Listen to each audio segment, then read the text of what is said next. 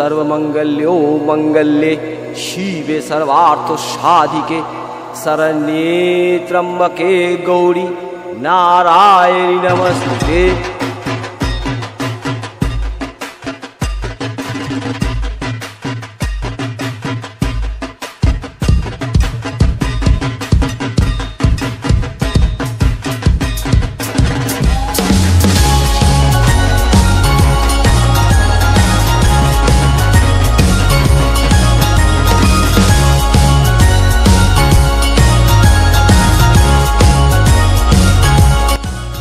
নমস্কার বন্ধুরা, শানিবাজে তোমাদের সকলকে জানাই স্বাগতম। চলে এসেছি আরো একটা মেলাতে।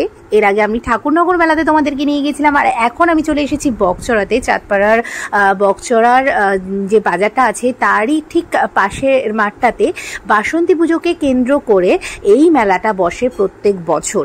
তো অন্য কথাবার্তায় যাব, কিন্তু তার আগে আমরা চলো মায়ের দর্শন করে আসি। শরৎকালে হয় শারদীয়া দুর্গাপূজা, আর বসন্তকালে দেবী দুর্গার পূজা হয় দেবী বাসন্তী রূপে। বসন্তকালের দুর্গাপূজা পরিচিত শ্রী শ্রী বাসন্তী পূজা নামে। ঋতু যাই হোক, মহাপুরুষগণ বিপদকালে অশুভ শক্তি নাশের উদ্দেশ্যে আত্মা শক্তির আরাধনা করেছেন। রামায়ণে রামচন্দ্র শরৎকালে অশুভ শক্তি নাশ করার জন্য দেবীর আরাধনা করেছিলেন। পুরাণ অনুযায়ী চন্দ্রবংশীয় রাজা সুরথ বসন্তকালে দেবীর আরাধনা করেন। কালের পার্থক্য হলেও আরাধনা করা হয় দেবী দুর্গারই। কালের প্রভেদের কারণে পূজা রীতির সামান্য পার্থক্য হলেও দুটো পুজোরই নিয়ম কিন্তু প্রায় একই।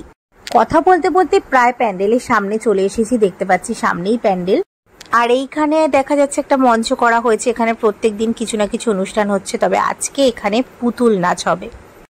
হ্যাঁ, বাসন্তী পুজো নিয়ে যেটা বলছিলাম, রামচন্দ্রের অকাল বোধনের ফলে শরৎকালে সেই পুজো চালু হওয়ার পর ধীরে ধীরে সেটাই হয়ে উঠেছে দুর্গাপুজোর চেনা সময়কাল।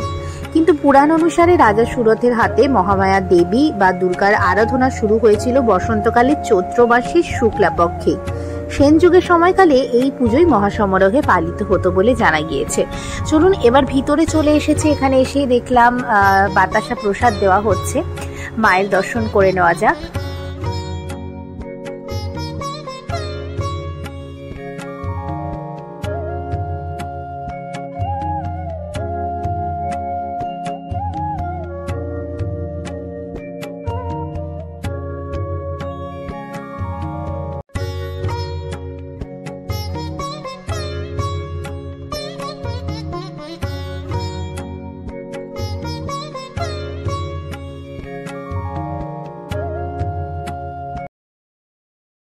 আছি বকচড়ার সন্ধানী ক্লাবে। সেখানে প্রত্যেক বছর এই পুজোর আয়োজন করা হয়, বাসন্তী পুজোর। তো এবছরও তার ব্যতিক্রম হয়নি, বাসন্তী পুজোর আয়োজন করা হয়েছে। আর বাসন্তী মা রয়েছেন। অ্যাকচুয়ালি মূলত এই বাসন্তী পুজোটাই কিন্তু আমাদের আসল দুর্গা পুজো। এখন সেটা কালক্রমে আমাদের শারদীয় উৎসবটা দুর্গা পুজোর বেশি প্রাধান্য পেয়েছে, কিন্তু সাধারণত এই বসন্তকালে যে উৎসবটা হয় সেই শারদীয় উৎসবটাই এই বাসন্তী উৎসবটাই কিন্তু মেন আর কি আমাদের উৎসব, দুর্গা পুজোর উৎসব। এখন মানে খুব কম জায়গাতেই আর কি হয় এই বাসন্তী পুজোটা।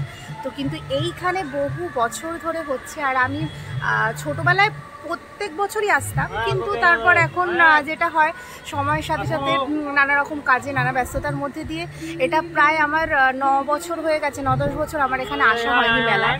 তো 9-10 বছর বাদে আমি আবার এই মেলাতে আসছি, বাসন্তী পুজোর মেলাতে, এবং মায়ের দর্শন করতে পারছি আজকে। তো ভীষণ ভালো লাগছে। মায়ের এত সুন্দর মুখ, এত মানে ভীষণ মিষ্টি একটা মায়ের মুখ। আর মানে শরৎকালে যেটা করি ওটা তো মেনলি অকাল বোধন, কারণ সেই শ্রীরামের যে অকাল বোধনটা প্রচলন করেছিলেন সেটাই মূলত এখন চালু হয়ে আছে। আর এই সময় যেটা হয় বসন্তকালে, বসন্ত পঞ্চমীতে বাসন্তী, সেইটা হচ্ছে আমাদের বাসন্তী উৎসব। প্রসাদ দেওয়া হচ্ছে।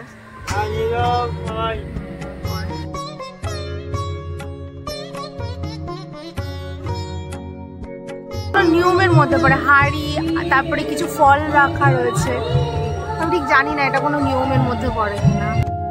হতে পারে, নিশ্চয়ই নিয়মের মধ্যে পড়ে। এই পুজোটা কত বছরের এখানে? হ্যাঁ, 31। বাপরে, অনেক বছরের পুজো।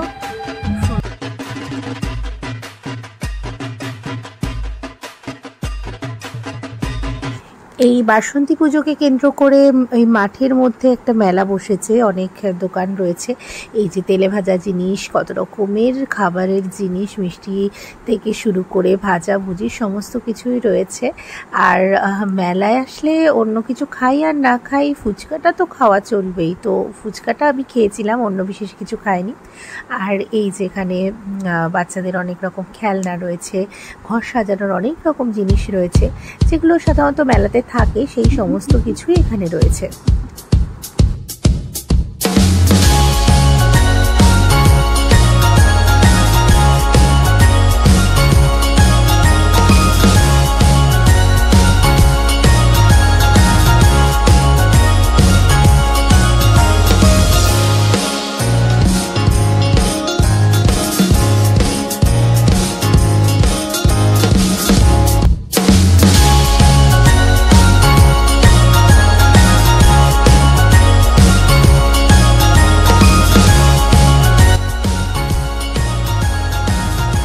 মেলায় যাবে রায়বাবুদের পটলা গণেশ হাবলু, মেলায় যাবে সেনবাবুদের নিতাই দীনেশ বাবলু।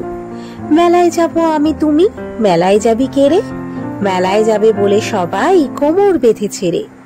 মেলায় আছে কাছের চুড়ি, আছে খেলনা বাটি, মেলায় পাবি হরেক জিনিস, পাবি শীতল পাটি। মেলায় গিয়ে চরকি চড়বি, চড়বি নাগরদোলা, মেলায় গেলে পারবি খেতে মটর ভাজা ছোলা। মেলায় পাবি হাওয়াই মিঠাই, ফুচকা আলুর চপ, মেলায় গেলে দেখতে পাবি ম্যাজিক বায়োস্কোপ। মেলায় পাবি জিলিপি, পাঁপড়, আচার, মন্ডা মিঠাই। মেলার মজা দারুণ মজা, কোথাও তা আর নাই।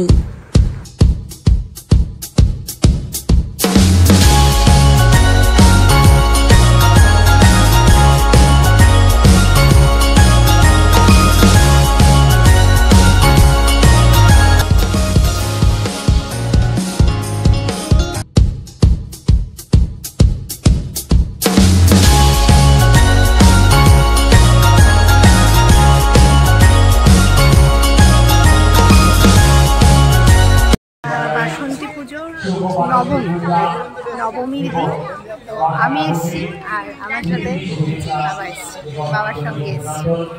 তো এখানে বেশ খুব বেশি যে দোকান বসেছে তা না, অল্প কিছু দোকান বসেছে, কিন্তু বেশ সুন্দর গোছানো জায়গাটা, ভালো লাগছে। সেই ছোটোবেলায় আসতাম তো আবার সেইগুলো যেন মনে পড়ে যাচ্ছে, ছোটোবেলার নস্টালজিক ব্যাপার হয়ে যাচ্ছে।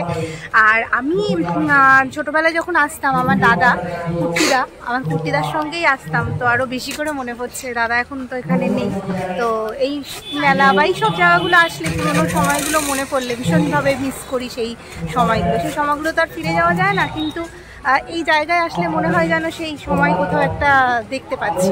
তো যাই হোক, আর এখানে পুতুল নাচ হবে, জানি না দেখে যেতে পারবো কিনা, তো দেখি, একটু ঘোরাঘুরি করছি এখানে। অনেকক্ষণ অপেক্ষা করেছিলাম, তবে শেষ পর্যন্ত পুতুল নাচ দেখার সৌভাগ্য আর আমাদের হয়নি। কারণ কি, ওখান থেকে জানতে পারলাম যে ওটা শুরু হতে হতে প্রায় 9টা বেজে যাবে, আর অতক্ষণ মেলায় থাকা আমাদের পক্ষে পসিবল ছিল না, বাড়ি ফেরার একটা ব্যাপার রয়েছে। তাই মেলাতে একটু ফুচকা টুচকা খেয়ে তারপরে বাবার সঙ্গে আমি বাড়িতে ব্যাক করলাম। আর এই ব্লগটা তোমাদের কেমন লেগেছে জানিও। এই মেলাটা থাকছে বেশ আরও 2-3 দিন থাকবে, মানে মোটামুটি 7 দিন চলে মেলা। আর আজকে আমি গিয়েছিলাম নবমীর দিন 6 তারিখে, তো আরও অন্তত 3 দিন তো থাকবেই। আর এই যে জায়গাটাও খুব সুন্দর। তো এই ব্লগটা এখানেই শেষ করছি। সকলে ভালো থাকো, সুস্থ থাকো, টাটা।